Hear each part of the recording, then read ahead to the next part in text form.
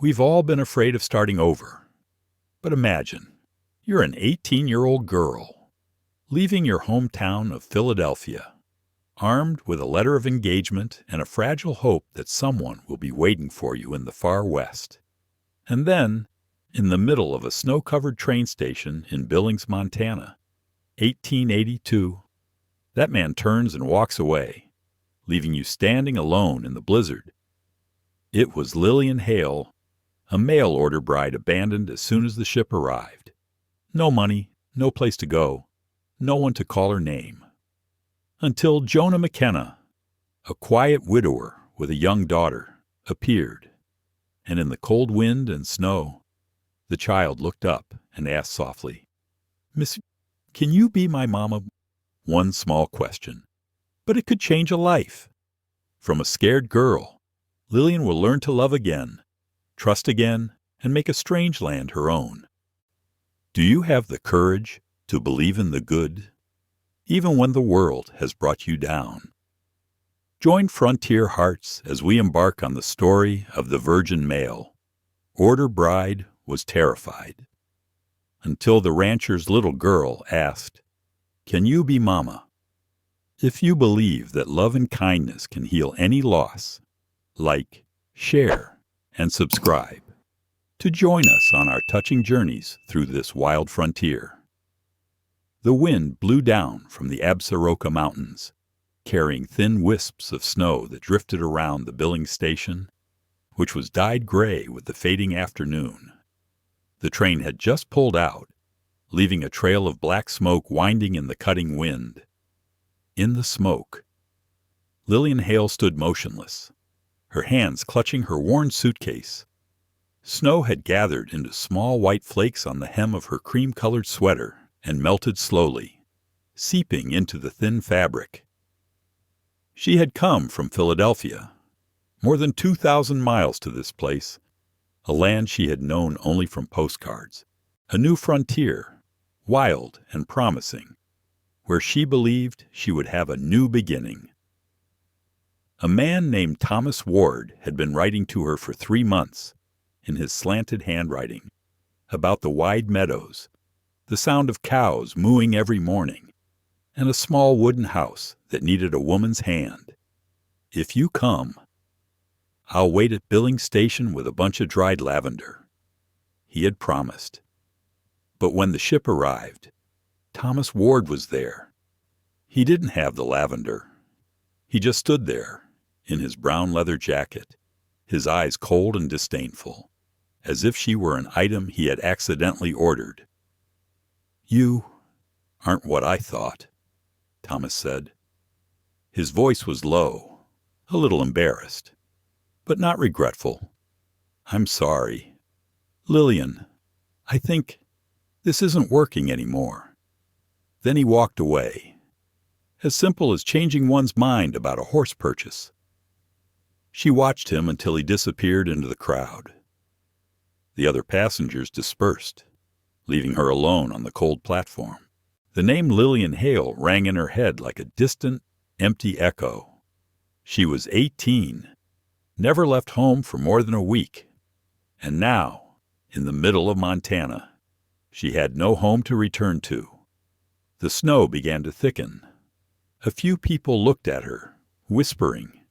A bearded man stepped forward, reeking of alcohol. "Where are you going? Little girl night is almost here." Lillian stepped back, clutching her suitcase, not answering. He smiled faintly, taking another step. "No place to stay. I have a warm place for you." Fear gripped her chest. She turned to run, but the slippery snow made her slip and she almost fell. His rough hand grabbed her arm. Then a deep voice rang out, hard as steel. "Let her go." The bearded man turned sharply. A tall man was approaching from the end of the platform. His thick coat was covered with snow, his cowboy hat pulled low. Beside him was a girl of about 6, clutching a rag doll, her round brown eyes wide. "I said let her go," the man repeated, his voice low but restrained. His hand rested lightly on the pistol grip at his side. The drunkard let go, muttered a curse, and disappeared into the darkness. Lillian stepped back, trembling, unable to say thank you. The man removed his gloves and looked at her in the dim yellow light. He had a stern face, a scraggly beard, and eyes as gray as the sky before a storm. "You shouldn't be here alone, miss," he said. "It's going to snow heavily." His voice wasn't cold, but heavy. I have nowhere to go," she replied, her voice hoarse with cold and fear. The little girl beside him gently pulled his hand. "Papa, she's wet." The man looked down, his eyes softening.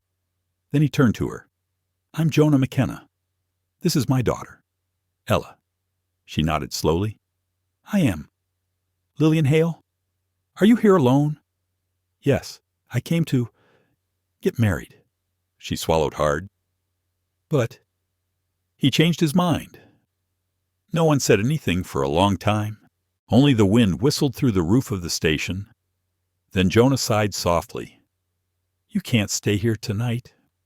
Get in the car. I'll take you back to the farm." Lillian hesitated. "I don't want to bother." "You'll freeze to death if you stay," he replied briefly. She looked down at her numb hands, then at the little girl.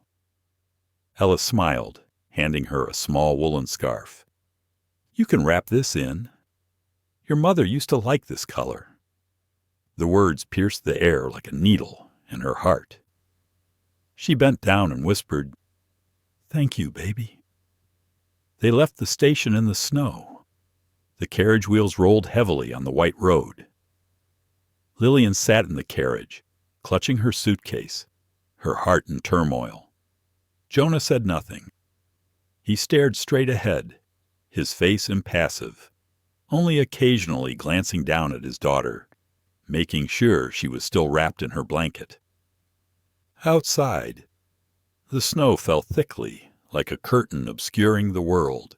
The pine trees on both sides of the road rustled, like the whisper of this land harsh, cold, but also quietly tolerant. The young girl leaned her head against the wooden doorframe, her eyes following the beam of light from the lantern hanging in front of the car. A thought flashed through her mind. Perhaps God had still reserved a small path for her, despite the snowstorm all around her. Ahead, in the white haze, the Double M Ranch appeared.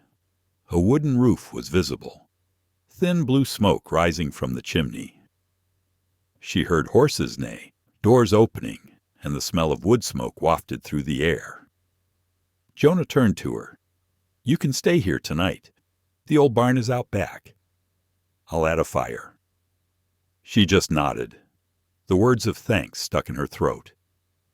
When he picked Ella up, she saw his hands tremble slightly, not from the cold, but from the memory, the way he looked at her, as if he were afraid of losing someone else. She didn't know what his story was, but she recognized the sadness as strangely familiar. That night, with the barn door closed, Lillian sat by the small fire, listening to the wind blowing through the wooden roof, and for the first time in months, she felt safe. Not happy, not yet, but safe. In that harsh Montana frontier, amid snow and darkness, 3 strangers found each other by chance. Little did they know that very night, a small family was being born, not of blood, but of quiet kindness. That night the snow continued all night, falling heavy and silent as if the world had stopped breathing. The wagon wheels crunched on the hard ice, each turn a word of patience. Jonah McKenna remained silent, his broad shoulders silhouetted by the lantern light. Lillian Hale sat in the back, hugging the suitcase, feeling the wind blow through the canvas cover. Beside her, Ella fell asleep, her head on her father's shoulder, her breathing soft. The 3 of them only exchanged a few words from the platform, but in this silence, Something seemed to bond them, something that was not love, nor trust, just the instinct of people who had known fear and loss. The carriage turned onto the small road that led to Double M Ranch. From a distance, Lillian saw the flickering fire in the wooden windows. When the wheels stopped, Jonah jumped out and carefully carried his daughter into the house. She stood outside, waiting, the warmth in the carriage gone, blown away by the wind. When he returned, he handed her the oil lamp. "There's a grain room in the back," he said. "It's not comfortable, but you'll be safe there. I'll bring blankets later." She nodded slightly. At this moment, safe was more precious than any promise. The room was off the main house, its walls cracked with wood and its floor strewn with dry straw. There was a faint smell of old grass and wood smoke. She set her suitcase down and leaned against the wall, listening to the air vent creak outside. Every sound, however small, startled her, for the memories of her days in the shabby Philadelphia boarding house were still fresh in her mind. The sound of men's boots stopping at the door, the obnoxious laughter, and the touch of an unfamiliar hand on the latch. But tonight, no one knocked on the door. Jonah returned about an hour later, carrying 2 wool blankets and a log of dry wood. He didn't come in, just set the things down by the door. "You can start a fire with this. I'll check the roof tomorrow morning. It might leak on the east corner." His voice was flat and dry as gravel, expressionless, but to Lillian, the words felt like a warm breeze falling through the snow.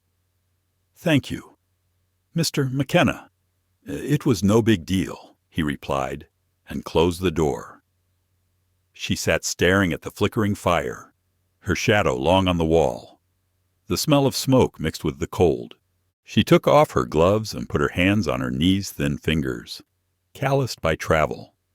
She thought of her mother, who had said, "If you must go far, carry one good thought in your heart, even if it is just a small prayer." The night passed slowly, cold and still. Outside, the wind howled through the fence, and snow fell in great flakes. In the small room, she listened to the crackling of firewood, the first sound in weeks that made her feel alive. The next morning, as the weak light filtered through the planks, she opened her eyes. The smell of baking bread wafted through the door. She went outside. The snow was thick on the yard. The yellow sunlight filtered through the white ground. In the main house, she found little Ella sitting at the table, holding a tin cup larger than her tiny hand. "Did Papa tell you to get up?" she asked, her voice shrill. Lillian nodded, confused. She still didn't know how to act around 2 strangers who had saved her. Jonah emerged from the kitchen with a pot of coffee. He nodded slightly. "The bread is cold, but you can have some. There isn't much, but enough for 3. She sat down, quietly thanking him. They ate in silence, the only sound being the wind whistling outside the window. After the meal, she stood up to clear the dishes, but Jonah said, "Leave it there. I'll do it. You rest. It's okay. I'm used to it." He raised his head, his eyes softening slightly. "Whatever you want." She washed the dishes, wiped the table, swept the floor, each movement slow and careful. She didn't know why she did it, perhaps because she was afraid that if she sat still, the sad memories would come flooding back. Or perhaps because she wanted to prove that she was useful, that she wasn't a burden. When she went outside, she saw Jonah chopping wood. Each blow of the axe echoed loudly in the empty space. She looked at him for a moment, then turned away silently.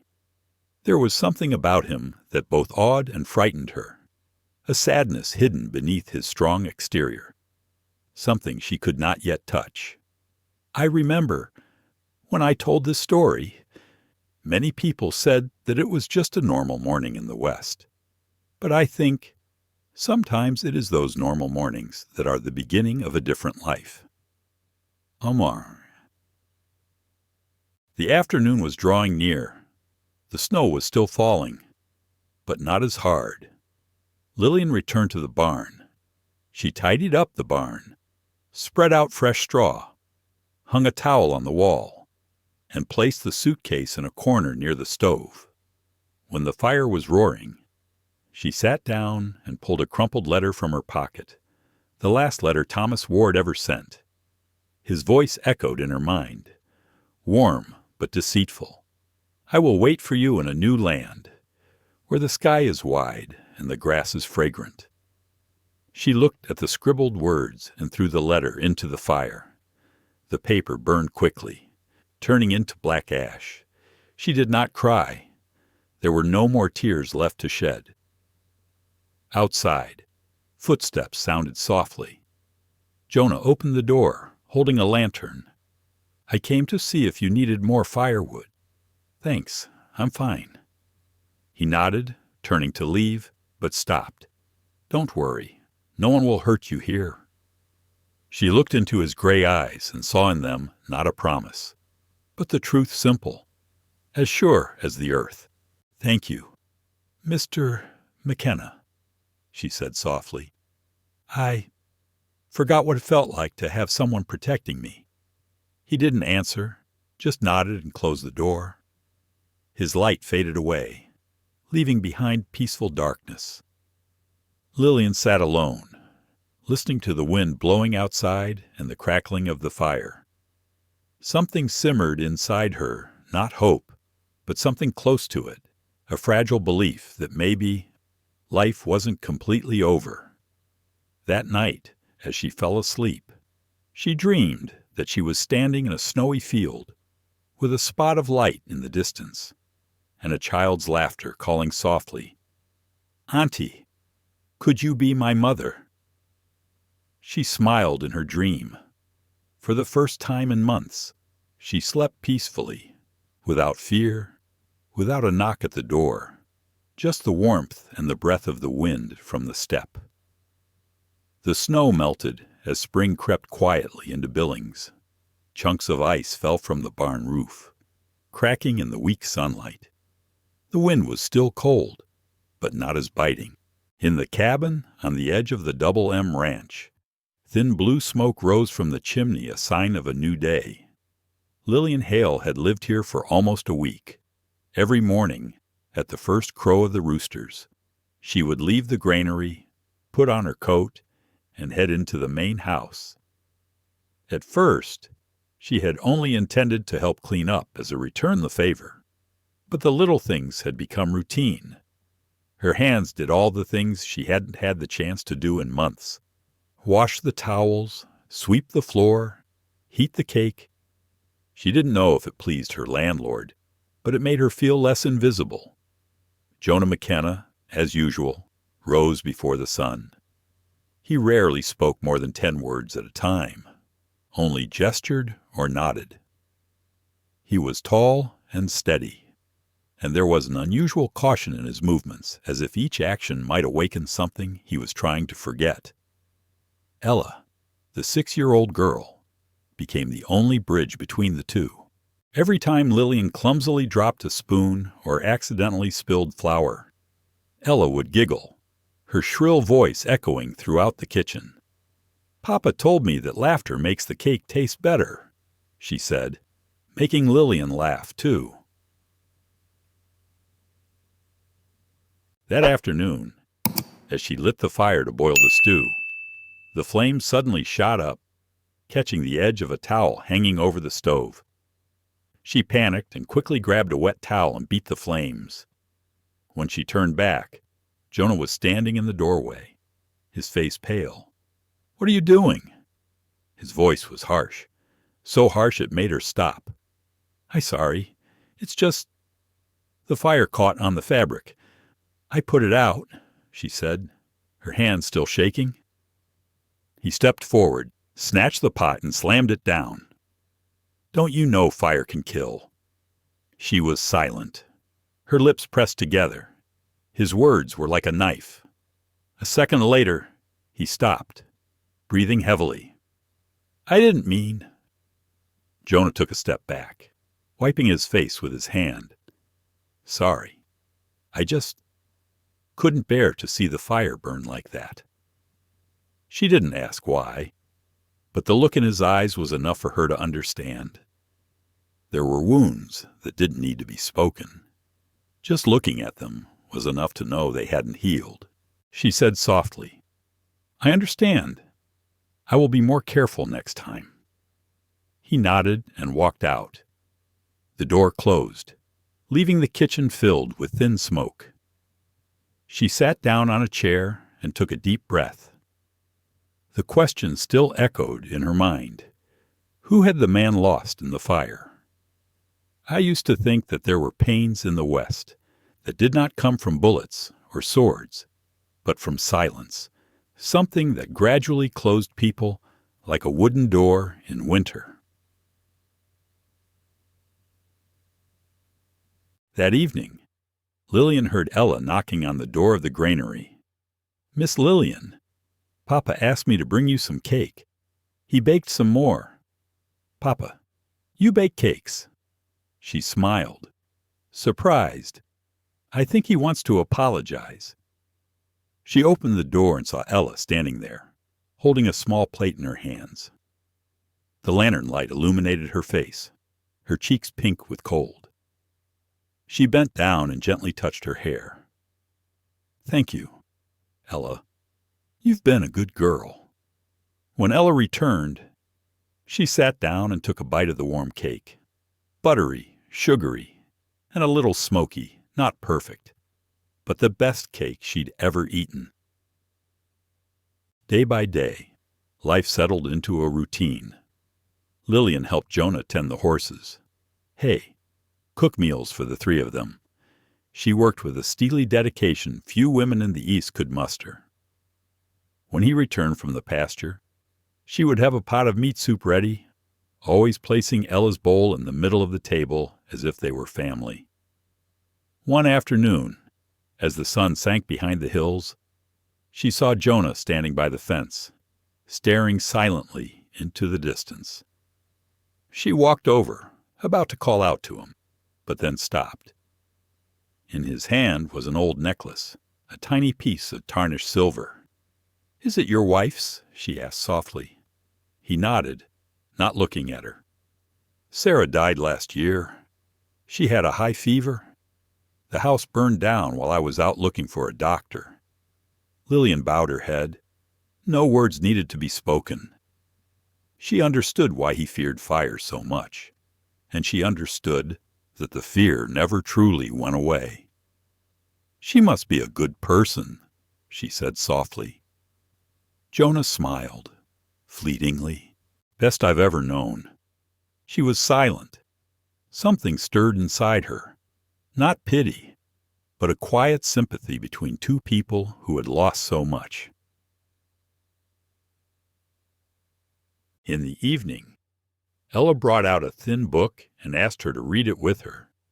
She leaned against Lillian's lap, her voice slurring as she spelled out each word. Jonah sat at the table, pretending to read the newspaper, but his eyes never left the two of them. In the light of the oil lamp, the space became strangely peaceful.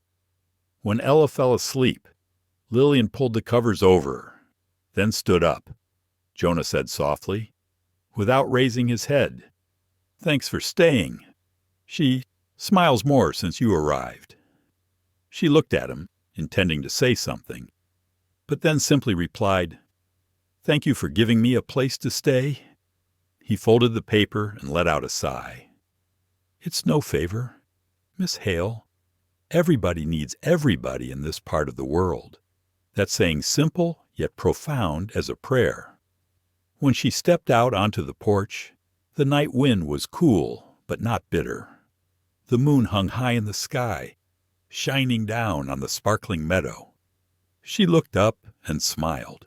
For the first time in months, She did not think of the past, nor did she fear tomorrow.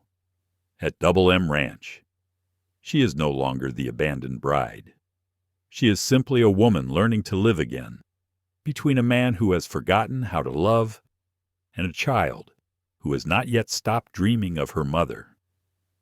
And in that vast space, amid the sounds of insects and the smoke, something gently sprouted, fragile, gentle, but enough to warm 3 lonely hearts. I still remember that evening. A small lamp shone in the middle of the sea of snow, and 3 people sat around the dining table. Not much was said, only a slow peace spread. Perhaps, at that moment, the temporary shelter began to become a real home. Montana mornings begin with the sound of wind through wooden fences and the smell of wood smoke in the air. On the prairie, mist obscures the dry grass, revealing the first streaks of light as the sun peeks over the hills. In the cabin at Double M Ranch, Lillian Hale sweeps the floor, each movement deliberate and deliberate. After nearly a month here, she had gotten used to the rhythm of life, waking up early in the morning with the sound of chickens, preparing meals for 3 people, helping Jonah McKenna mend fences and tend the horses in the afternoon, and reading stories to Ella at night before lights out. Everything was like small grains of sand, silently connected to form a complete day. Yet, sometimes in the midst of those quiet afternoons, she still felt something hidden in this house, a silent, heavy void, as if this place still held someone else's breath. One day, while cleaning a small room west of the main house, she discovered a wooden chest covered in dust in the corner. The lock was rusted, but the lid was open. She considered passing it by, but the light coming in from the window made the lid gleam faintly, as if someone wanted to be remembered. She bent down and opened it gently. Inside was a carefully folded blue-gray dress that still smelled faintly of faded lavender. Beneath it was an old Bible, its leather cover worn, and a faded ribbon. Between the thin pages was a photograph of Jonah and a fair-haired, gentle-faced woman, her eyes smiling into the camera. Lillian recognized her immediately, Sarah McKenna, his deceased wife. She paused, her hands shaking slightly. There was something sacred about those things, like the breath of memories. She didn't mean to intrude, just wanted to fold her dress neatly, to keep it from getting dusty. But just then, the door behind her opened. Jonah's voice rang out, hoarse, "What are you doing?" She turned, startled. He stood in the doorway, his face dark. In the dim light, his gray eyes were like cold iron. "I was just cleaning my room. I saw this trunk was open, so no one touches that thing." His voice cut through the air like a whip. "Don't you understand?" She froze, her heart pounding. Her arm remained half open, half covered. For a moment, she saw a different Jonah, not the quiet man who had helped her, but a man struggling with the ghosts of his past. "I'm sorry," she said, her voice so low it almost lost its voice to the wind. "I didn't mean to intrude. I just thought she must have loved this house." The words made Jonah stop. He turned away, his hands clenching until they turned white. After a moment, he sighed, his voice low. Don't touch that chest again. I'm not ready." Then he went out, the door closing so loudly that the house shook. That afternoon, a light rain fell, the first rain of the season, a light drizzle on the wooden roof, like a whisper of the earth. Jonah sat on the porch, looking out at the water-slicked fields. Lillian came out, holding a dry coat in her hands. She didn't dare say much, just quietly placed the coat beside him. "You'll catch a cold," she said. He did not turn around, but after a moment he asked softly, Have you ever lost anyone? Miss Hale. The question silenced her. She sat down on the steps, watching the rain fall in long strands in the sunset. Yes, my mother died when I was 16, of lung disease. I thought I would never see the sun again. Jonah nodded, his eyes still distant. I know the feeling. He spoke in a monotone, as if speaking to a stranger about the night Sarah had a fever. He rode out to town to find a doctor. When he returned, the house was on fire, and all he found was her shoes by the window. He never entered that room again. The trunk was all that remained. Lillian listened, not interrupting. There are pains that just need someone to sit next to. After a long moment, Jonah said, his voice hoarse, I'm sorry I yelled at you. I lost control. It's okay, she replied. Sometimes people scream because they don't know what else to do with the pain. He looked up at her. His eyes for the first time had no distance. There was weariness in them, but also a vague trust. The rain stopped. The last light of day filtered through the clouds, casting a pale gold glow over the wet fields. They sat in silence, saying nothing more, but in that silence, something changed.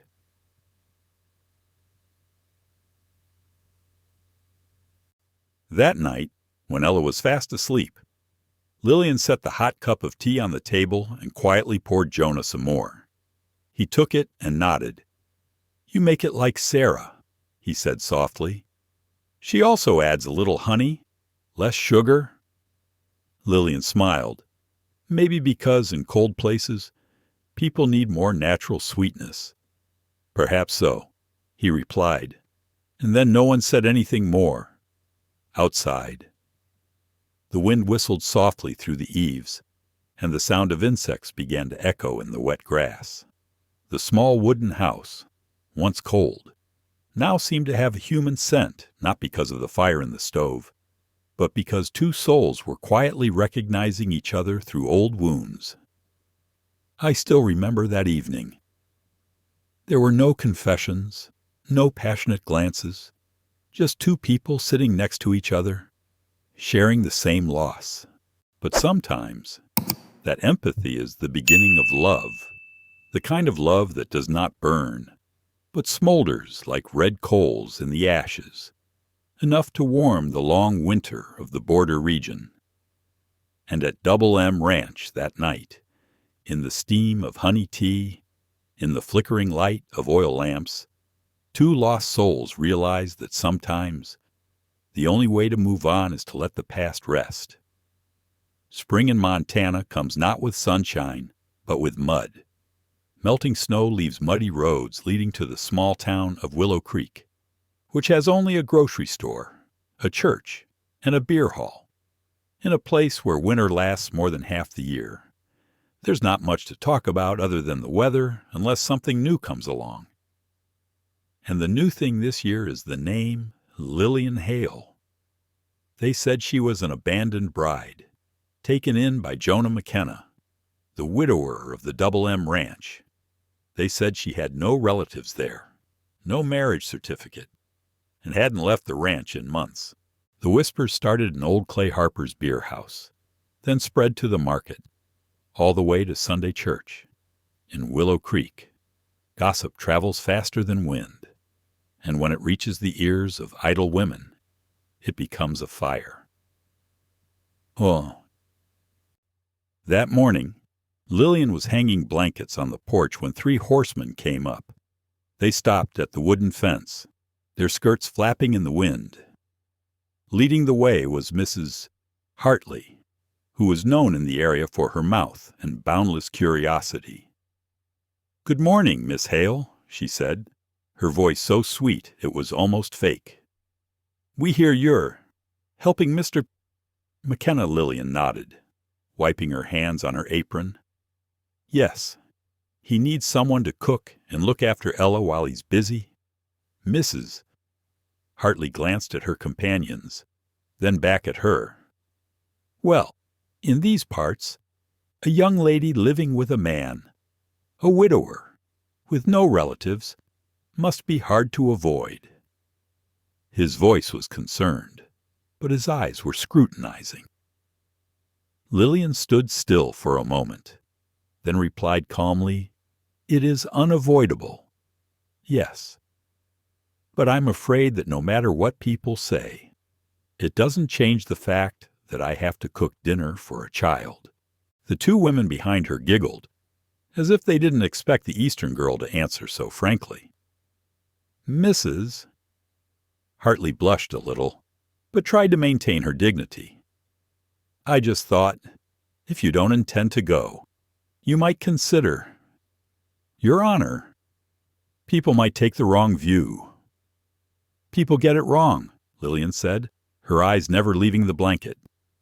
"I was once promised by a man and left on a train platform in the snow. No one ever asked me where my honor was. Strange, isn't it?" The air suddenly became still. The wind whistled through the fence. A horse stamped its feet, spraying white mist. "Mrs." Hartley blushed and cleared her throat. "I'm just concerned. Miss Hale?" "Yes," Lillian said, her voice soft, but her eyes still shining. "Thank you. But from now on, if you have any questions, please ask me directly. No whispering in church. I don't like hearing my own life story from someone else's mouth." The words were spoken calmly, clearly, without anger, but enough to make all three women confused. They looked at each other, then turned their horses and left in silence. I remember the wind was still blowing hard across the fields, blowing strands of hair out of her scarf. Lillian's face was cold but not hard, just like the surface of a thawed lake, calm but deep. Jonah stood at the stable door, watching it all. He didn't interfere, nor did he approach. He just looked at her, a long time. In the morning light, his eyes softened for the first time.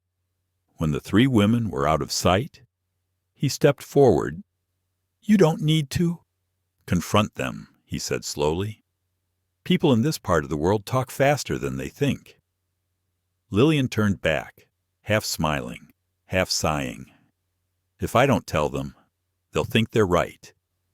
If I tell them, they'll at least have to see me as a person, not a rumor." Jonah was silent. He looked at her a long moment, then nodded. "You are stronger than I thought. Miss Hale?" "No," she replied, lightly. "I'm just tired of being scared." He smiled slightly, a rare smile, thin as a thread, but real. "If anyone asks, I'll say you're the one I trust." She didn't answer. She just bowed her head slightly, but something stirred inside her. Not pride, but recognition. After months of living in the shadow of prejudice, that one sentence was enough to warm her heart. In the afternoon, Ella ran home with mud on her sleeves, panting and saying, "Papa, Miss Lillian, everyone at the market says I have a new mother." The words made the air pause for a moment. Jonah looked at his daughter, then at Lillian.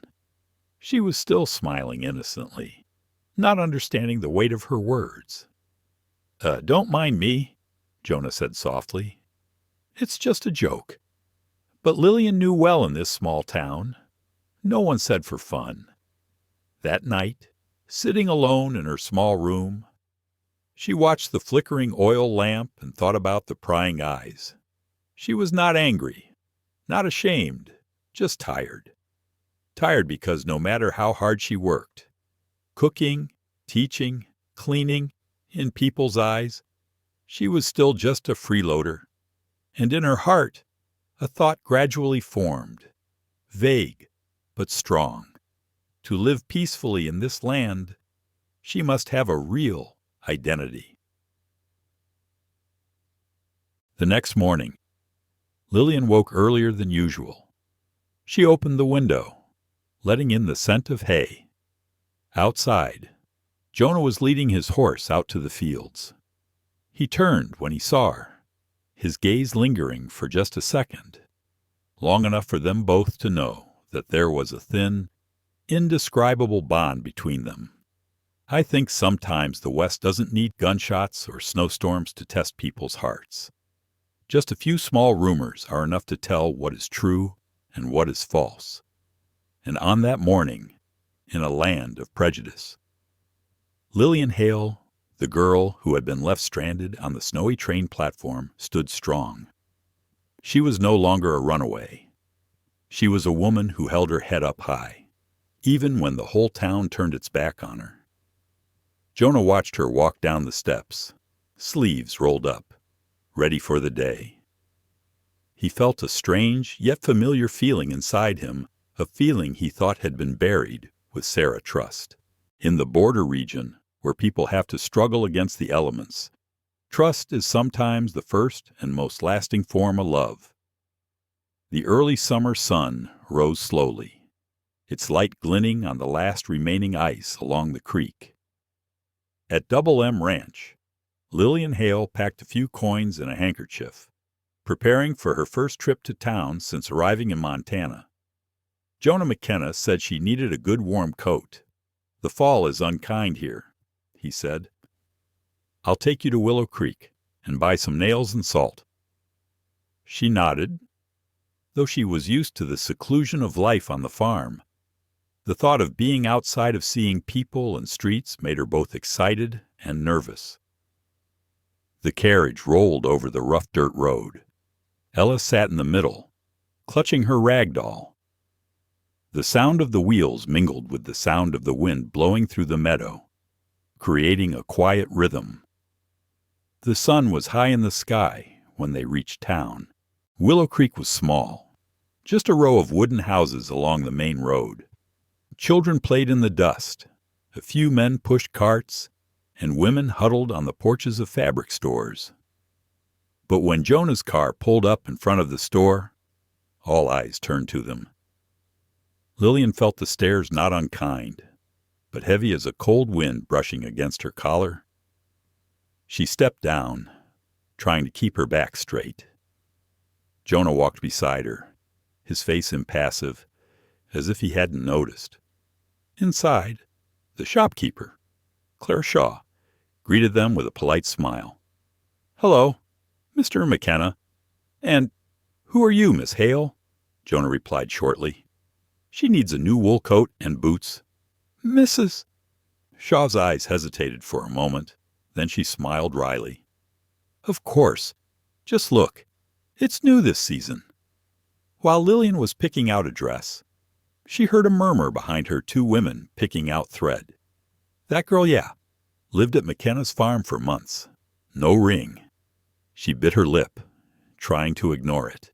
Jonah heard it too, but he just looked out the window, his shoulders stiff. As he left the shop, he asked, "Are you okay?" "Fine," she said softly, but her voice shook slightly. "I'm used to it. People always need something to talk about." Jonah was silent. He was not good at comforting, and he knew that sometimes comfort only made the pain worse.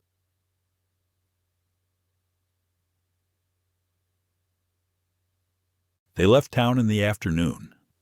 The sky was graying, clouds hovering low over the hills. The wagon rolled slowly through fields, where the hay was the color of honey. Ella dozed off, her head on Lillian's shoulder. She looked into the distance, then said in a low voice, as if afraid the wind would hear, "If I were your wife, they would be quiet." The words came out, simple, but fell into space like a stone, dropped into a still lake. Jonah tightened the reins, his eyes darkening slightly. "Lillian," he said her name softly, rare and unfamiliar. "I won't remarry." The wind whipped at his shirt, bringing with it a chill. She turned around, her eyes deep but calm.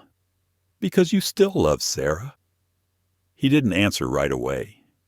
His fingers tightened on the reins until his knuckles turned white. "Because I was scared," he said slowly. "I lost a man because I wasn't there. I'm not sure I can take another." She looked at him for a long time. His face was strong, but his voice was like a crack in stone. "I understand," she replied, her voice low. "It's just sometimes you have to allow yourself to live." Jonah didn't look at her, just replied softly, "I don't know how yet." The answer made the air in the car heavy. She bent down and stroked Ella's tangled hair. The afternoon light dyed the hem of her dress golden, but inside her heart was a different wind, a wind of hurt mixed with compassion. When they reached the farm, she got out of the car without saying a word. Jonah remained seated, his hands on his knees, his eyes on the darkening fields. He felt something drifting away, on something he had not yet grasped. "Lillian," he called, his voice low and hoarse. "Don't go." She turned back and stood still on the porch. "I never said I was going, but I see it in your eyes," he said. "You are preparing for that day." She was silent. A breeze blew, blowing her hair around her face. "Maybe I should go," she said softly. "Not because I'm angry, but because I don't want to make you fight with yourself." Jonah stepped down and stopped in front of her. He tried to say something, but his voice caught. After a long moment, he spoke, very softly, as if afraid the words would be lost in the wind. "Last night, Ella had a dream. She called you Mama in her dream." Lillian looked at him, her eyes softening. "And you, I hear." Jonah replied, "And I don't know what to do, except thank God that at least in her dream, she has her mother back." No one said anything more. In that silence, something broke, not tragedy, but realization. There are wounds that only heal when we stop trying to forget. She stepped forward and gently placed her hand on his arm. "Jonah, you don't have to forget Sarah to love someone else. You just have to believe that you can still love." He looked at her for so long that time seemed to stand still. Then he nodded slightly, but said nothing more. I remember that night. The sky was moonless. Only the Milky Way stretched out above. From the small wooden house, the oil lamp cast a weak light. The two of them stood silently on the porch, amidst the chirping of crickets and the breath of wind. They didn't touch, didn't make any promises. But in that moment, I think they both knew something was changing. On the border, where people are accustomed to loneliness and loss, few dare to open their hearts a second time. But it is in this harsh place that sincere feelings are most enduring, not brightly, but quietly, like a fire in the kitchen, burning forever through winter. The storm came sooner than expected. In the afternoon, the sky was still dim, but by evening the wind was howling like a wounded animal. The first streaks of snow flew sideways, tapping the glass like gentle fingers. Double M Ranch was covered in a thick white blanket, completely isolated from the outside world.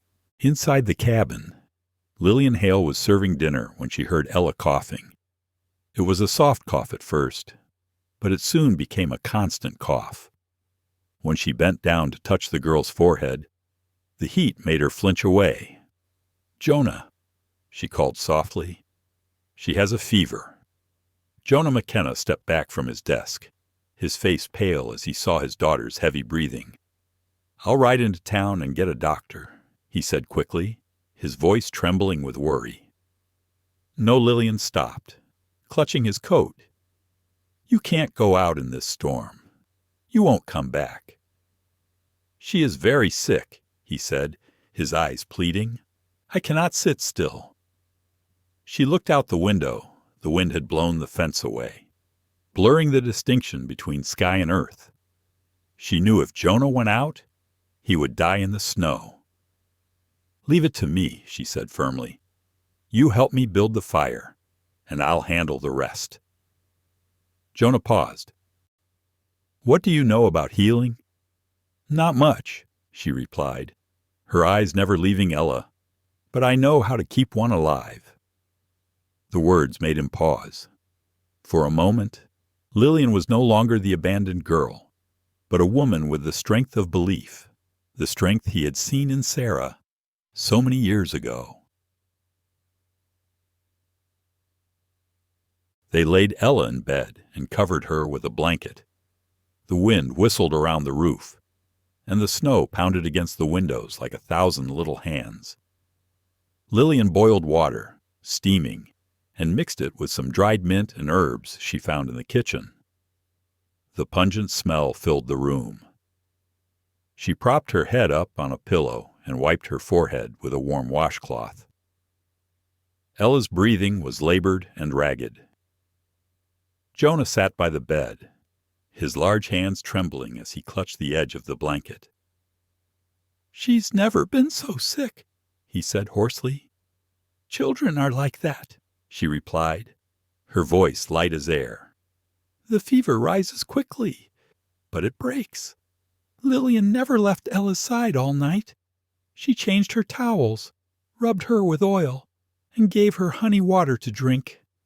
Every time the child called out in a daze, "Mama," she would softly reply, "It's me, baby, it's me." Jonah listened and bowed his head. The firelight reflected on his face, showing a fear that a Western man rarely showed.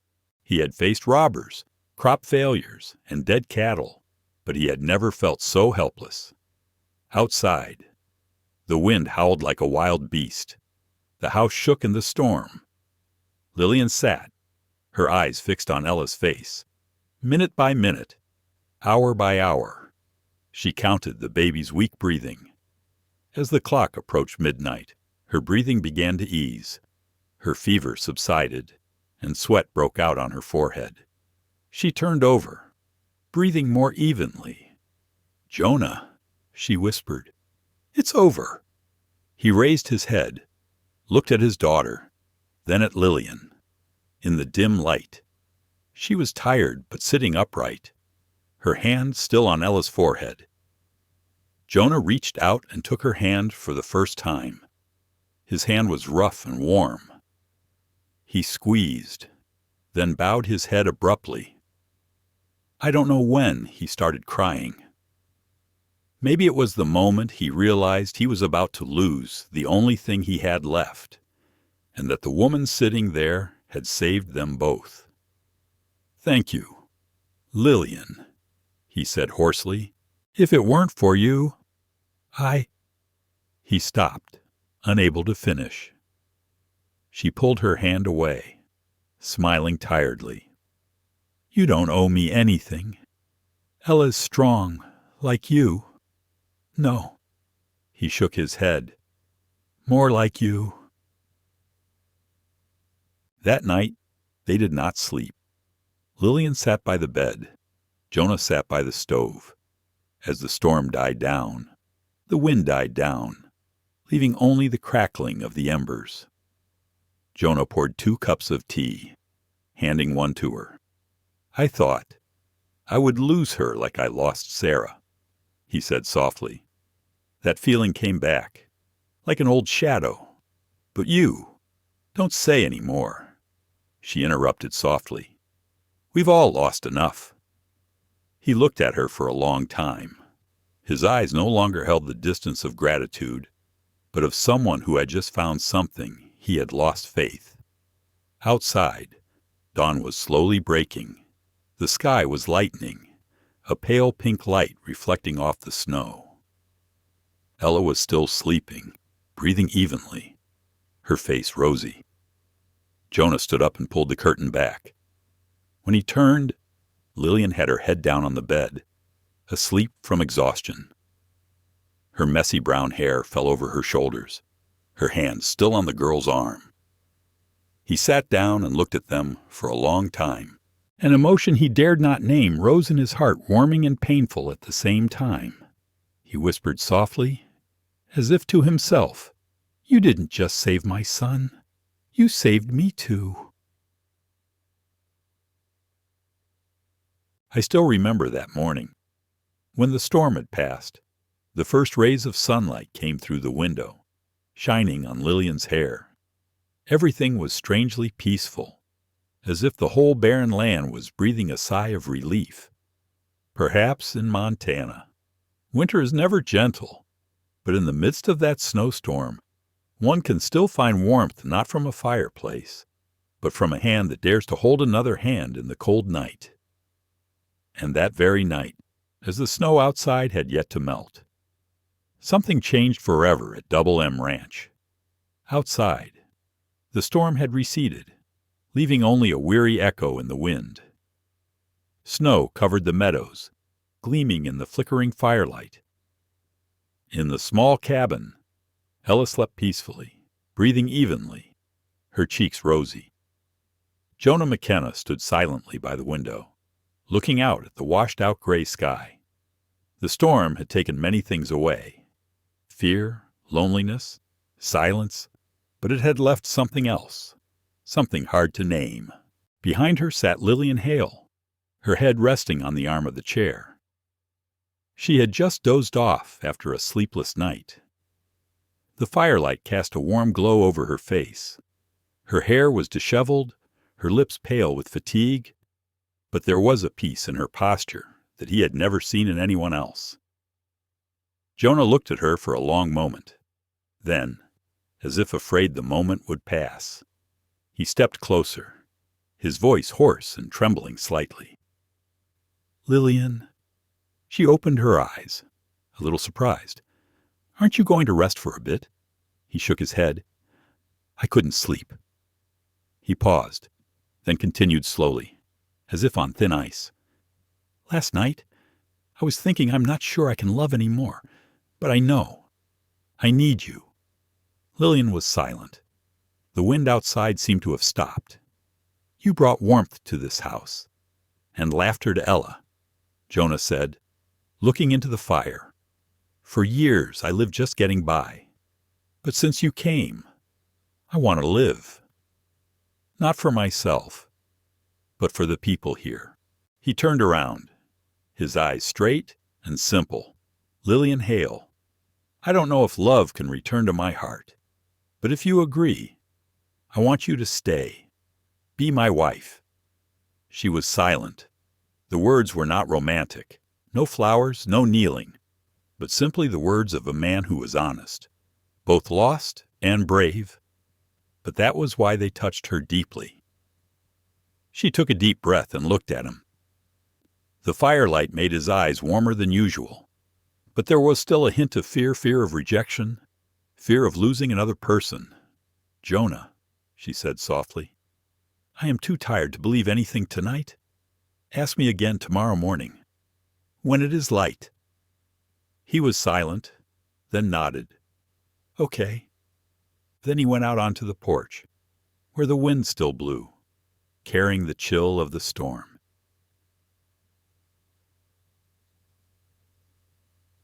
I don't know if Jonah slept that night, but I remember the next morning as one of the most beautiful Montana mornings I've ever seen. The sun shone through the window, reflecting off the snow, illuminating the house. There was no wind, only silence, the peaceful silence that comes after a person has survived an ordeal. Lillian stepped out onto the porch. The cold air flushed her cheeks. Ahead was a field of white, stretching to the horizon. Small columns of smoke rose from the barn, and in the distance, Jonah shoveled snow, each stroke steady and patient. When he saw her, he stopped and wiped the sweat off his face with his sleeve. "Are you awake?" "Yes," she replied, her voice small, but loud enough to carry in the still air. "And I've been thinking." Jonah put down his shovel. His face was expressionless, but his hands were clenched, as if he were preparing to hear his worst fear. Lillian stepped forward, snow crunching under her feet. She stopped a step away from him, looking up. You asked me last night. It's morning now. Their eyes met. The reflection made her eyes sparkle like a thawing lake.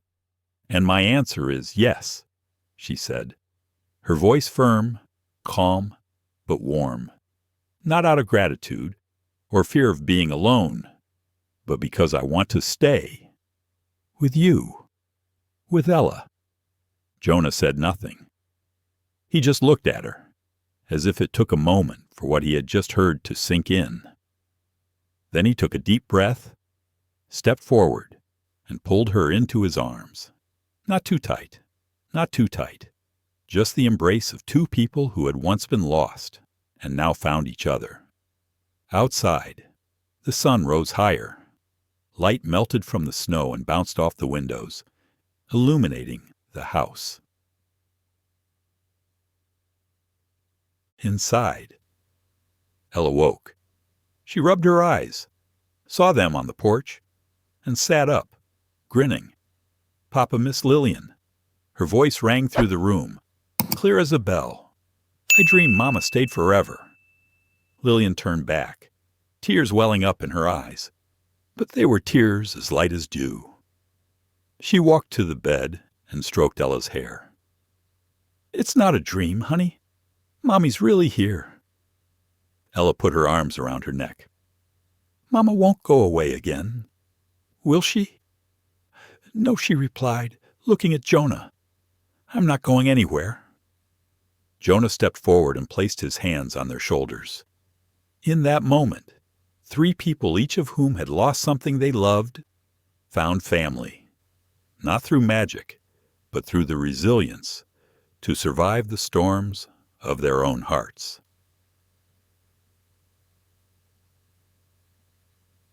I remember the light that morning, the kind of light that only Montana can have. Cold and warm, harsh and forgiving. In that light, everything seemed to start all over again. None of them said I love you, or any other grand vows. In this land, people love by staying, by holding hands when the snow falls, by being silent when words are not needed. And at Double M Ranch, after the storm, a new love was born. No noise, no promises, just as simple as a breath, but enough to dispel the long winter. Spring comes slowly in Montana. Snow melts in thin streams down the hillsides. New grass begins to sprout around old wooden fences. The wind is less bitter, and the sky is bluer after months of gloom. At the Double M Ranch, Lillian Hale sat by the half-open window, patching new curtains. The bird song was faint, but warm enough to make the cabin feel warmer. Since Jonah McKenna proposed, everything seemed to have slowed down. No more storms, just time and a new peace. Jonah was not a man of words, but every morning he made her a cup of hot coffee and set it on the table. Small actions, repeated, like an unspoken promise. News of the upcoming wedding spread throughout Willow Creek, and like all small-town news, it came with mixed reactions. Some were happy, some were surprised, and some, like Martha Hartley, felt a need to make amends. One morning, while Lillian was gathering wood on the porch, Mrs. Hartley rode up on horseback. She was wearing the same fur hat and thick cloak, but her face was softer than before. "Hello, Miss Hale," she began, a little hesitantly. "I hear you and Mr. McKenna are getting married." Lillian nodded, a simple smile. "Yes. We plan to have the ceremony right here on the farm, in front of the fireplace. Just family and a few friends." "Mrs." Hartley tightened her grip on the reins, then said softly, "Do you remember? The time I came here and said those bad words, I remember," Lillian replied, but her voice was not spiteful. "I was wrong," she said, looking straight into her eyes. I believed what people said. But I saw the way you lived, taking care of Ella, taking care of the house, helping Jonah. I knew you weren't who you said you were. I came here to apologize." She opened the cloth bag and took out a carefully folded package. "And this for you. My wedding dress. I wore it when I was your age." Lillian touched the fine lace, her throat closing. "You don't need, of course, Mrs." Hartley smiled. "This cloth is of no use in a trunk. If it can bring happiness to someone, so much the better." In the morning light, her face was gentler than usual. A gentle breeze blew, making them both smile. That afternoon, someone else arrived, Samuel Ward, Thomas's younger brother, who had abandoned Lillian at the Billings train station that snowy day. When he appeared at the gate, Jonah was closing the fence, and Lillian was washing clothes. Samuel's face resembled his brother's in some ways, but his eyes were different, not arrogant, but sad and guilty. "Miss Hale," he began, "I did not come for my brother, for I know there are some mistakes that cannot be forgiven. I only want to say, I regret not having stopped him." Lillian looked at him, then nodded. "It's old news, Mr. Ward. Everyone has the right to start over." Samuel smiled, relieved as if he had just breathed a sigh of relief. He pulled an envelope from his pocket. "My brother sent this $50. It's compensation."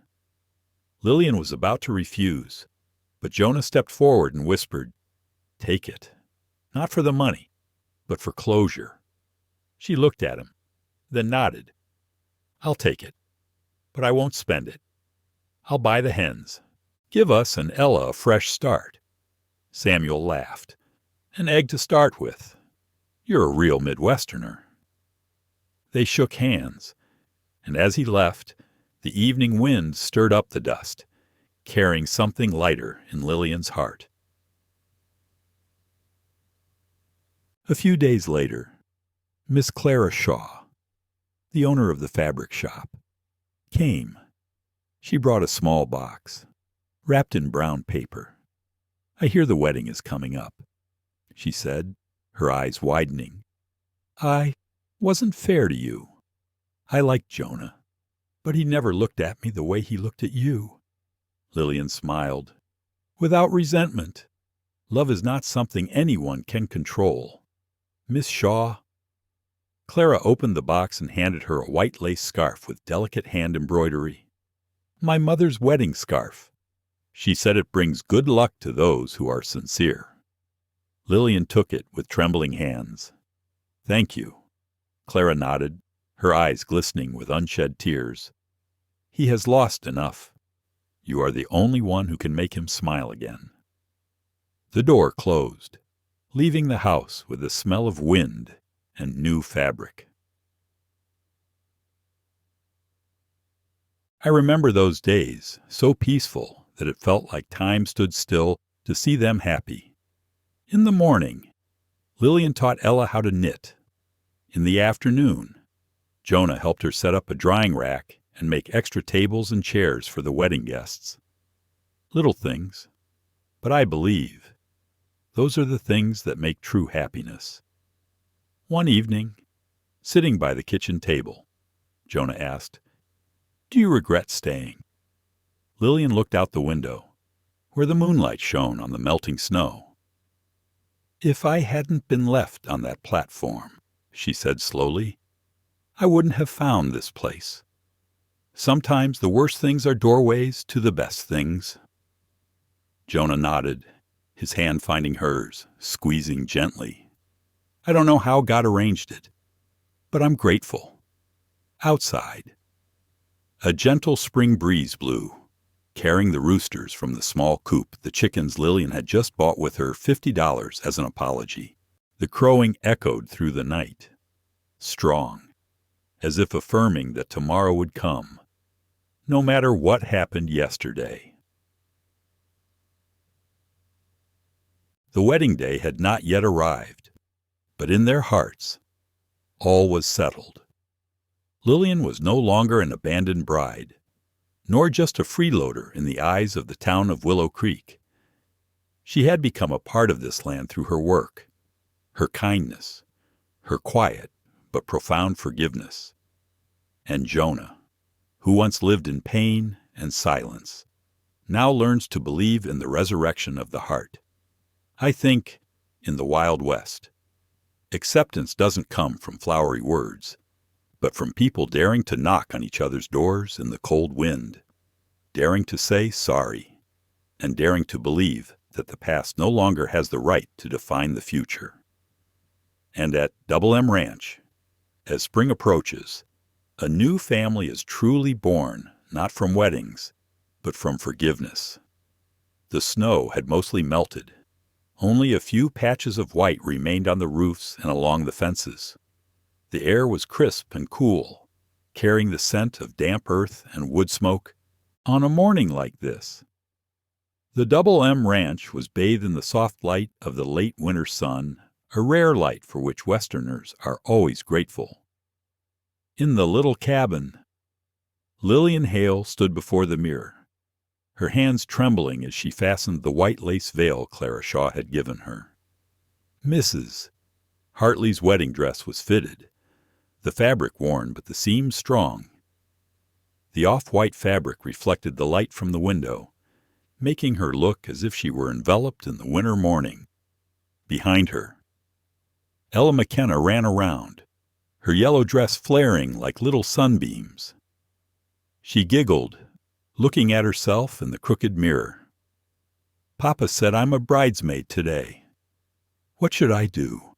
Miss Lillian bent down and gently touched her soft hair. Just smile. Ella, your smile is the most beautiful thing about this wedding.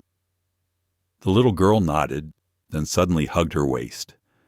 I'm so happy, because now I'll have a real mama. Lillian paused. Feeling her heart tug, she bent down and hugged her daughter tighter. Yes, honey, Mama won't go anywhere anymore. Outside, Jonah McKenna stood with Reverend Joseph Wallace, the elderly pastor of Willow Creek. Mr. Wallace had officiated Jonah's wife's funeral years before and had come to watch him begin a new chapter. Sometimes, the pastor said, his voice low and gentle, God doesn't give you what you want, but what you need. Jonah was silent. He was not good at talking about faith, but he knew in his heart miracles do not happen in churches, but in the snow, between hands that dare to hold each other. As Lillian stepped out the door, light flooded the room. Martha Hartley, Clara Shaw, and several neighbors stood around the fireplace, holding freshly picked wildflowers. There was a moment of silence, not out of ceremony, but out of emotion. Jonah turned and looked at her. The girl who had been abandoned on the platform now stood before him, calm, warm, as if she had never been hurt in her life. He took a step forward. They both stopped in front of Reverend Wallace. We don't have a church, said the pastor, but God is everywhere there is love. He opened the Bible, his voice slow and steady. Marriage is not a perfect union, but two souls who know how to forgive, know how to share, and endure the cold of life together. Jonah turned to look at Lillian, a faint smile on his lips. Jonah McKenna, he said, his voice hoarse but firm, promise to protect, honor, and love you the way a man learns to love after loss. I don't promise every day will be easy, but I promise I will stay. Lillian looked him straight in the eye, her eyes shining like a lake after melting snow. I, Lillian Hale, promise to walk with you through the snow, through the heat, through the hardest days. I am not here to replace anyone. I am here to rebuild with you. Reverend Wallace nodded. taking 2 plain gold rings from Ella's hand. She was shaking with excitement, but still smiling. Jonah put the ring on her finger, his hand warm and trembling slightly. As she put the ring back on him, he whispered, just enough for her to hear, "Thank you for staying." She replied softly, "Thank you for believing. I pronounce you husband and wife, before God and this people," Reverend Wallace said, his voice echoing in the small space. "May this be not just a shelter, but a true home." Jonah leaned down and kissed Lillian. The kiss was slow, hesitant, as gentle as wind on snow. Not passion, but gratitude, the beginning of something lasting. Ella clapped first, and then the whole house laughed, the sound melting in the warmth of the fireplace. Outside, a light snow began to fall again, no longer in torrents, just a blessing from the heavens. Oh, I remember that afternoon clearly. After the guests had all gone, the house was quiet except for the fire in the kitchen. Lillian folded the lace scarf and placed it carefully in the chest. Jonah brought in the firewood, his hands still covered with snow. Ella was sleeping, her hair spread out on the pillow, smiling in her sleep. "Are you feeling safe?" Lillian asked, her voice low. Jonah looked around and nodded. First time in years. She walked over to him. The firelight illuminated their faces, once hard, once lonely, now softened, warmed like burning wood after a long winter. "I think," she said softly, "we're all going in a big circle to find our way home." Jonah smiled, and home is right here.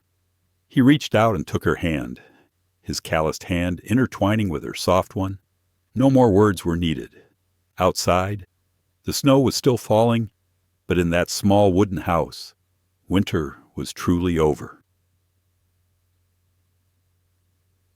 I think love in the West does not come through big vows.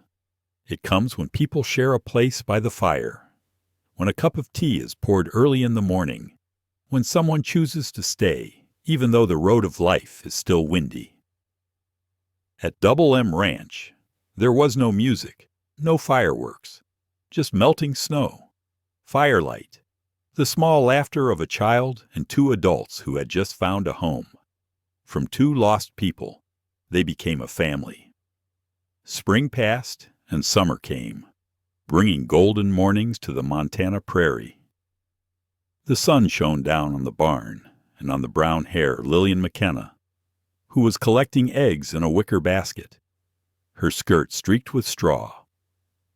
In the distance, Jonah McKenna was leading a new herd of cattle into the eastern pasture. The crack of a whip and the lowing of the cattle mingled with the wind, creating a prairie music that only those who had lived here long enough found comfort. Double M Ranch. It wasn't just Jonah's farm now. It was both theirs. Every inch of land, every fence had their fingerprints on it, and the long nights they'd spent together planning the harvest. For Jonah, it was a responsibility. For Lillian, it was a chance to prove she belonged. She started with chickens bought with money from Samuel Ward. At first, just a few. Then after 6 months, there was a flock. She cleaned out an old barn and turned it into a small coop. Every morning, Ella helped her mother collect the eggs, and Jonah built a wire coop. From that farm, Lillian began taking the eggs to town to sell, once a week, in an old wagon. At first, people looked at her with curiosity, but gradually, when they saw that she came regularly, spoke politely, and sold at fair prices, they called her Mrs. McKenna, the smartest egg seller in the area. I once witnessed such a morning. She stopped her car in front of Clara Shaw's shop, greeted each person one by one, her voice low but clear, her smile warming everyone's heart. No one mentioned the abandoned bride of years past anymore. They only knew that this was the woman who had turned hardship into opportunity and had brought new life to the entire Double M farm.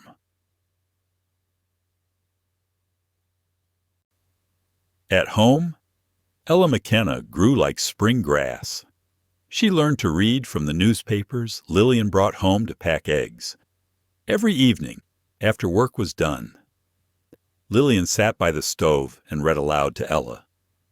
"The sun rises in the east," she spelled, "and Mommy says, if I get up early, I'll see the first light."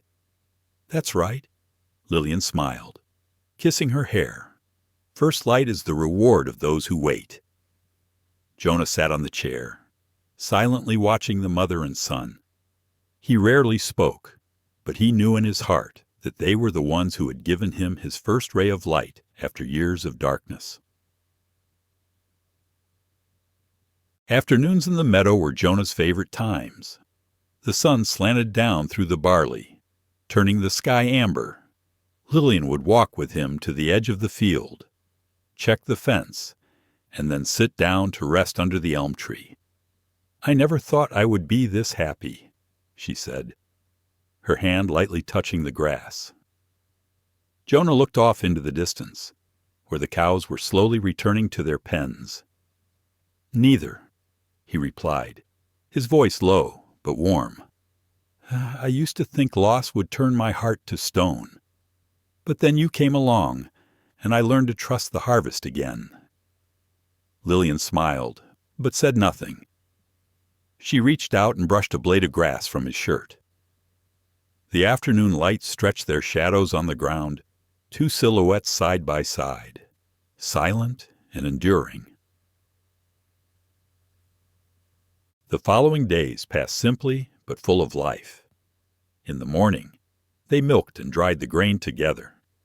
At noon, Lillian cooked potato soup. Jonah fed the horses, and Ella ran around the house, laughing like the wind.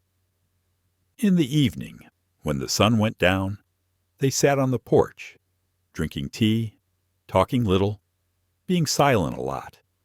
But in that silence was the deepest language of love. Sometimes Jonah took her hand, no words, just rough hand touching soft hand. Sometimes Lillian leaned her head on his shoulder, looking up at the starry sky, listening to the insects chirping in the grass. No more weddings, no more promises, just peaceful, repetitive days. A happiness that Westerners understand better than anyone. "Nako or Distombo o meeting." One afternoon, as they stood on the porch, Lillian whispered, "You know, I used to think I was left behind because I wasn't good enough. But now I'm different." Jonah turned. "What now?" "Now I know. People may not choose me once, but someone will choose me every day. You do it without saying it." Jonah didn't answer, just smiled slightly. He put his hand on her back and squeezed it gently, as if to confirm what she said was true. I still remember that sunset clearly. The wind blew from the west, carrying the scent of new grass.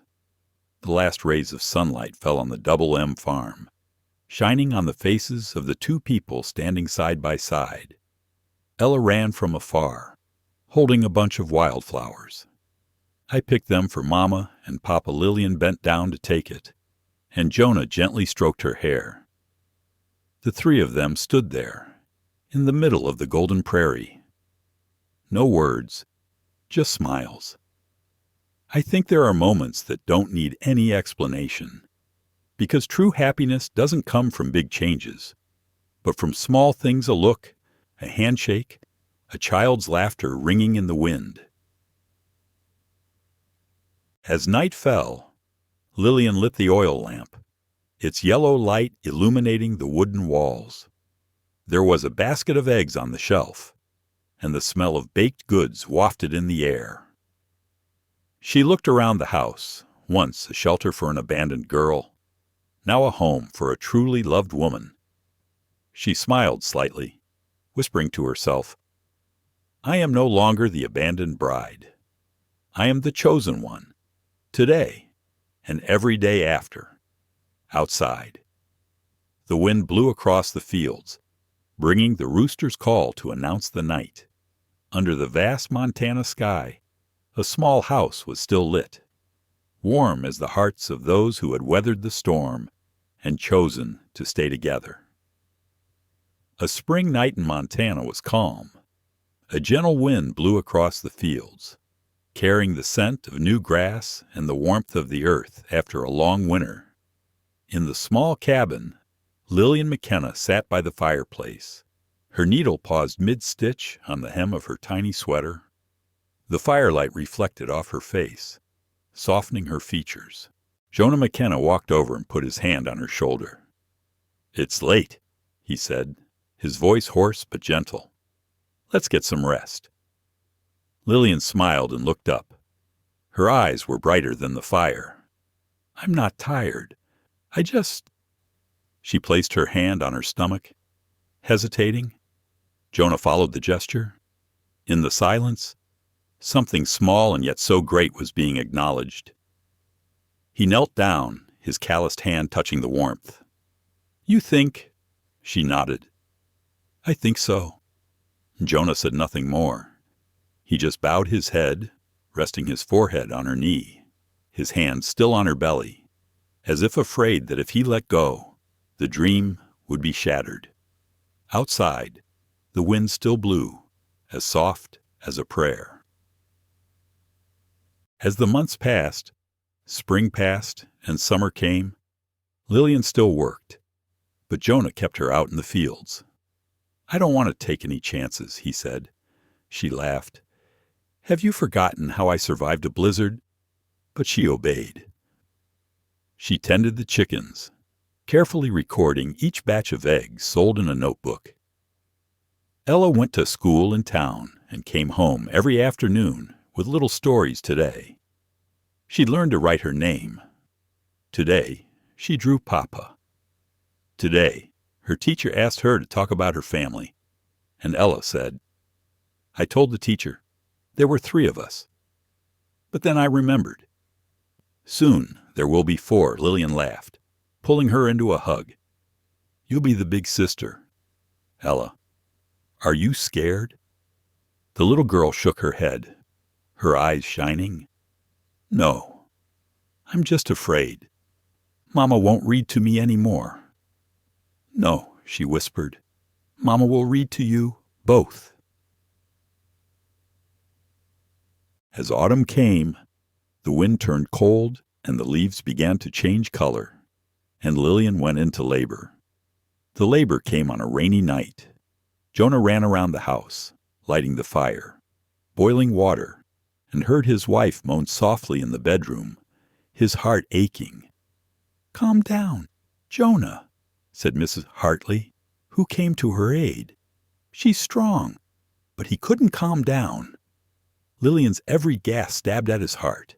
He thought of Sarah, his ex-wife, and an old fear came flooding back, the fear of losing someone he loved again. I still remember clearly the wind that day, whistling through the cracks in the door, the sound of rain hitting the roof, and Jonah's small, wordless prayer, "Please don't take her from me." Then a baby's cry rang out, weak and clear, as if breaking the darkness. "Mrs." Hartley opened the door, smiled, her voice hoarse with emotion. "It's a boy." Jonah walked in, his legs shaking. Lillian lay on the bed, sweating but smiling. On her chest, the tiny red baby stirred. "Thomas McKenna, Jr.," she whispered. "Your name."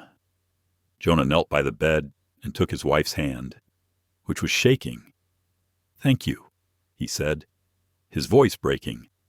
"Thank you for staying. Both of you." He leaned down, kissed her forehead, then touched his son's tiny hand. It was the first time in years that Jonah McKenna cried not with loss, but with fullness. The next few days were filled with more bustle than ever.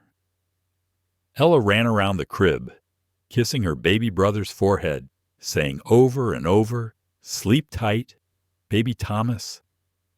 Lillian recovered slowly, but her eyes were bright. Jonah did everything: cooked porridge, held the baby, swept the floor. Neighbors came to visit, all bearing gifts: chicken, butter, cookies, greetings. The once scrutinizing Willow Creek community now looked upon them with genuine affection. Time passed, winter came, Thomas grew up, his hair as golden as the sun. Ella learned to read to him. Jonah took the family to the field, showing his son his first things. "This is a cow. This is land. This is where your father was born." And Lillian, every morning, still woke up early, opened the door to see the snow covering the fence, and felt a peace that was hard to describe. She was no longer the girl who came to Montana with a failed wedding ticket, but the woman of the Double M Ranch who had turned loss into a home. People in the area began to call her by the affectionate name Young Mrs. McKenna, the smartest woman in Willow Creek. Not for the money, but for the way she lived: humble, strong, grateful. She taught Ella to write thank you notes to each egg buyer, and taught Thomas to call the sky, the earth, and the water blessings. Jonah was still as quiet as before, but there was a different light in his eyes, the light of someone who had found something worth living for. Every time he looked at his wife and children, he thought perhaps life didn't take too much from him, but was just waiting for the right time to give it back. I still remember that evening at the end of the year. The snow was blowing outside, but the house was warm with fire. Lillian sat at the table, writing a letter to an old friend in Philadelphia. She paused for a long time when she reached the last line. "I used to think home was where I was born. But now I know. Home is where people choose you every day. At Double M Ranch, I was chosen, and I chose them back." She put down her pen and looked out the window. Jonah was holding Thomas to sleep, and Ella was leaning her head on his shoulder, her eyes half closed. The light of the oil lamp shone on them, 3 people, 4 hands clasped together. Outside, the snow fell slowly, white like a lullaby of a distant borderland. I think, perhaps, that's how true love exists, not in big words, but in evenings like these when everything is quiet and one's heart is quiet. The afternoon wind blew through the golden grass, whispering like a whisper of the past. On the wooden porch overlooking the wide meadow, Jonah McKenna sat in an old rocking chair, holding a walnut pipe. His hair was white, his eyes still bright but gentler than before the light of someone who had gone through loss and found peace at the end of the road. Beside him, Lillian McKenna was knitting a scarf. Her hair was streaked with gray, her face lined with soft river lines, but her gaze had the same gentleness that had stopped him at the Billings train station years ago. The children ran about on the porch. Ella, now the mother of 3, was calling them to dinner. Thomas McKenna Jr., tall and broad-shouldered like his father, was loading hay into the wagon. The laughter of their children echoed, mingling with the sounds of chickens, cows, and the wind, the music of the peaceful life they had spent half their lives building. Jonah tilted his head to look out over the fields. The sunset was so golden it set the grass ablaze. He took a deep breath, then spoke softly, his voice as slow as the wind. "Do you remember that day at the train station?" Lillian looked up, her hands still clasped, smiling. "I remember," she replied, her voice a breath. "I remember. The snow was so white that I could see nothing but despair." She paused, the yarn slipping through her fingers. "But if Thomas Ward hadn't left that day, I wouldn't be sitting here with you." Jonah smiled, the lines at the corners of his eyes deepening. Life really has a way of making things right with us, doesn't it? Yes? Lillian nodded. Loss is just a detour to get us where we should be. They were silent for a long time. There was only the gentle rocking of the chairs, the chirping of crickets in the grass, and the sounds of children playing. I sat there, quietly observing not as a storyteller, but as one lucky enough to witness a love that has aged with the years and is still as strong as it was at the beginning.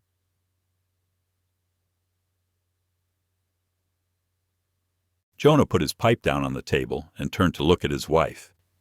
Do you ever regret it? Lillian looked out at the field. In the distance, the wooden fences, the barns, the golden grass all bore their fingerprints. Regret, yes. She smiled softly. Regret not meeting you sooner, so that I wouldn't have to carry so much fear, so much hurt with me all this time. Jonah took her hand, his hand shaking but warm. You came just in time, he said. If it had come sooner, I wouldn't have been ready to love again. If it had come later, I might not have had the courage to open up. The setting sun shone on their aged faces, illuminating the wrinkles etched by time. There was something sacred about that moment, as if the heavens and earth had stopped to listen to their conversation. A moment later, Ella stepped out onto the porch and called, Papa, Mama, come in and eat. Everyone is waiting for you. Jonah nodded, but didn't get up right away. He looked around the ranch. The Double M Ranch was now 3 times its size. There was a new barn, a deep well, and perfectly plowed fields. On the wall of the main house hung the same small photograph. Jonah, Lillian, Ella, and little Thomas taken in 1886, on the first day of winter.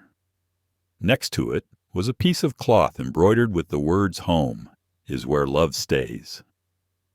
Jonah looked at the photograph through the window.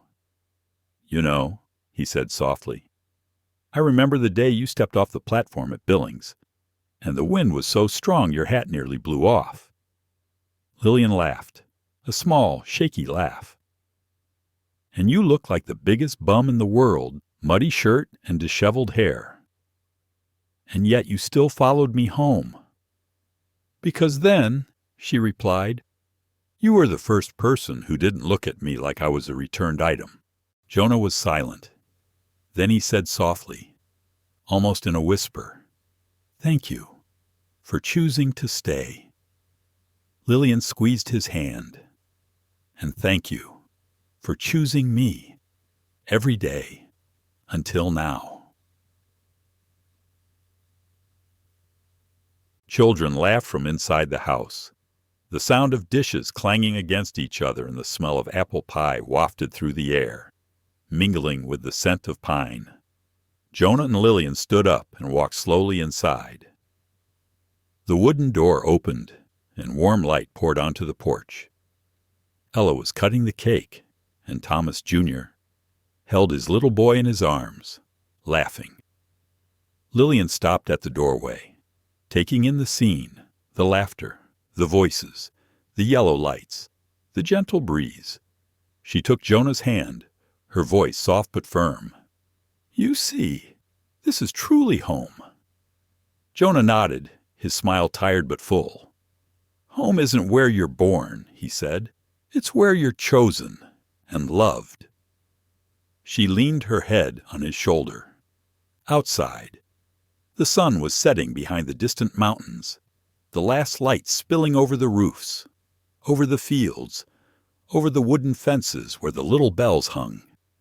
The chickens crowed, then stopped. Only the sound of children's laughter rang out on the wind, far away, fading into the vast Montana sky.